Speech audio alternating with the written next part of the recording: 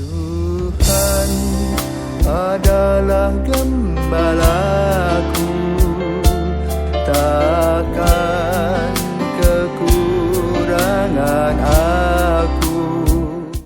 Saudara-saudari yang terkasih di dalam Kristus, selamat pagi. Salam jumpa lagi dalam Sabda Siap Saji, Senin 6 Juni 2022, di mana kita memperingati Santa Perawan Maria, Bunda Gereja, Mater Ecclesiae. Marilah kita berdoa dalam nama Bapa, Putra, dan Roh Kudus. Amin. Allah Bapa yang Maha Rahim, ketika Putra Tunggalmu dipaku pada kayu salib, Ia menetapkan Santa Perawan Maria ibunya menjadi ibu kami juga.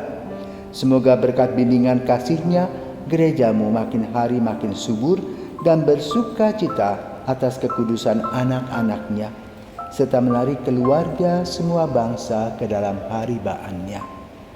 Dengan pengantaraan Yesus Kristus Putramu Tuhan kami, yang bersama dengan Dikau dalam persatuan Roh Kudus hidup dan berkuasa Allah sepanjang segala masa. Amin. Tuhan bersamamu dan bersama rohmu. Inilah Injil Yesus Kristus menurut Yohanes. Dimuliakanlah Tuhan. Yohanes bab 19 ayat 25 sampai dengan 34. Dekat salib Yesus berdiri ibunya dan saudara ibunya Maria, istri Kleofas, dan Maria Magdalena. Ketika Yesus melihat ibunya dan murid yang dikasihinya di sampingnya, berkatalah Ia kepada ibunya, "Ibu, inilah anakmu." Kemudian katanya kepada muridnya, "Inilah ibumu." Dan sejak saat itu murid itu menerima dia di dalam rumahnya. Sesudah itu, karena Yesus tahu bahwa segala sesuatu telah selesai, berkatalah Ia, supaya genaplah yang ada tertulis dalam kitab suci, "Aku haus." Di situ ada suatu bekas penuh anggur asam.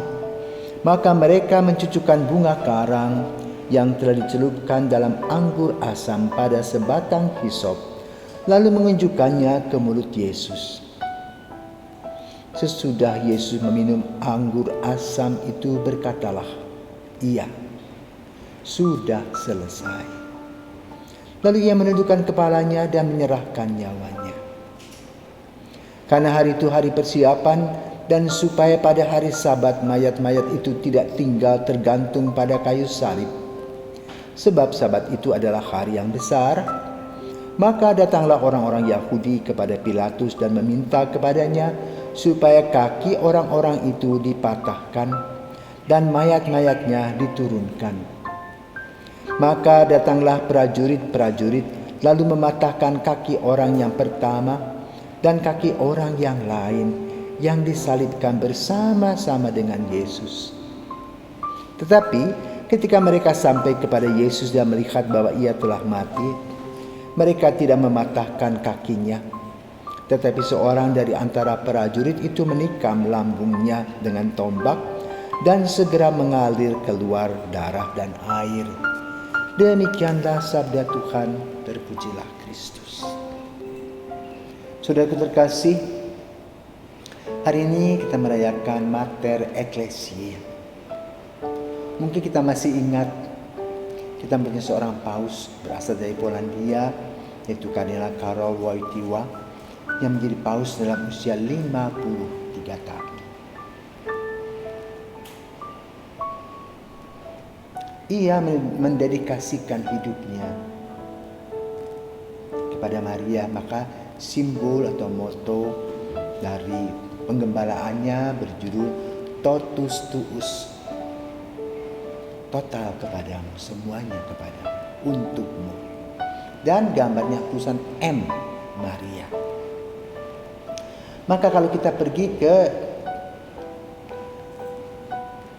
lingkungan Vatikan, kita bisa melihat ikon Mater Ecclesiae dipasang. Dan itu baru pada tahun 1980. Tentu dengan sejarah tertentu. Di sana masuk pandangan tentang Opus Dei, pendiri Opus Dei yang meminta supaya Mater Ecclesia ini ada di sekitar Basilika.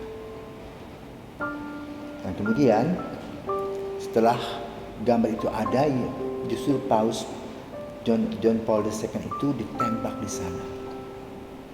Dan pelurunya disimpan di Fatima, di mahkota Bunda Maria Fatima.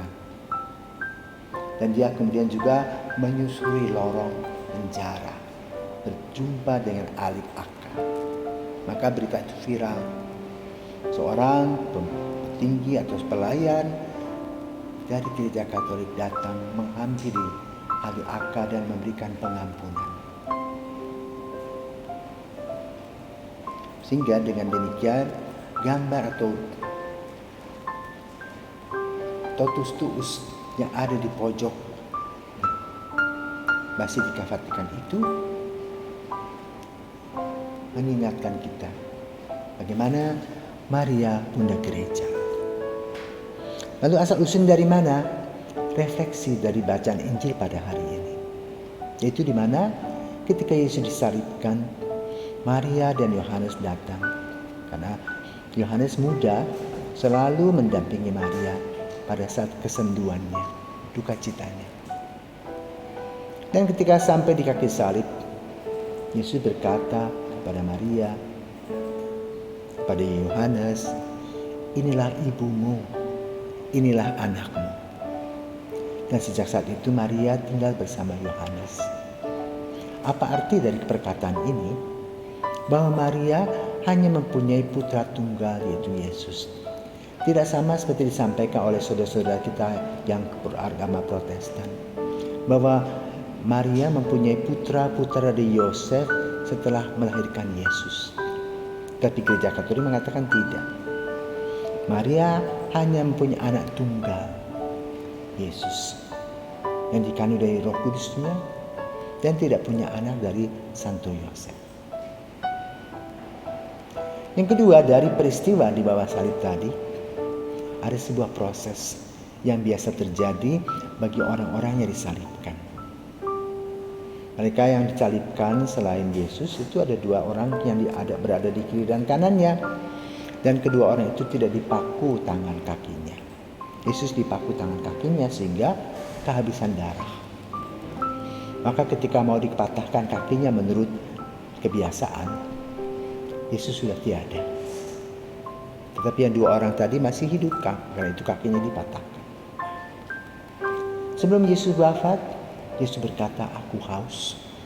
Maka kemudian para prajurit mengambil anggur asam dan memasukkannya kepada mulutnya, dan dia mengatakan, sudah selesai. Dan setelah dia mengatakan sudah selesai, apa yang terjadi? Seorang prajurit bernama Longinus mengambil tombak, menusukkan lambung Yesus, dan keluar darah dan air. Dan darah dan air itu muncrat ke matanya. Dan aneh bin ajaib, mata yang setengah buta tadi dapat melihat dengan jelas. Maka ia katakan, sungguh dia ini putra Allah, karena Longinus mengalaminya. Maka kemudian Longinus meninggalkan keprajuritannya dan menjadi pewarta kabar gembira.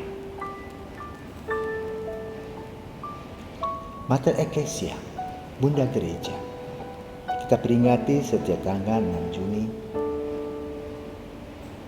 untuk mengingat bagaimana Maria senantiasa hadir dalam setiap langkah-langkah kehidupan manusia.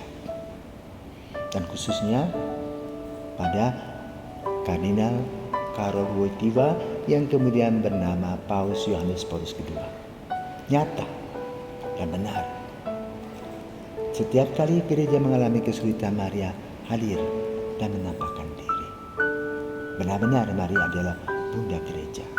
Terima kasih Bunda Gereja, dan doakanlah kami senantiasa agar kami tetap setia, taat, sebagaimana Engkau telah melaksanakan iman yang kokoh dan teguh dan menjadi contoh teladan bagi hidup kami. Salam Maria, penuh rahmat Tuhan sertamu. Terpujilah engkau di antara wanita dan terpujilah buah tubuhmu Yesus. Santa Maria Bunda Allah, doakan kami yang berdosa ini sekarang dan waktu kami mati. Amin. Kemuliaan kepada Bapa dan Putra dan Roh Kudus, seperti pada permulaan, sekarang, selalu, dan sepanjang segala abad. Amin. Tuhan bersamamu dan bersama rohmu. Semoga kita semua diberkati oleh Yang Maha Kuasa, Bapa dan Putra dan Roh Kudus. Amin. Selamat pagi.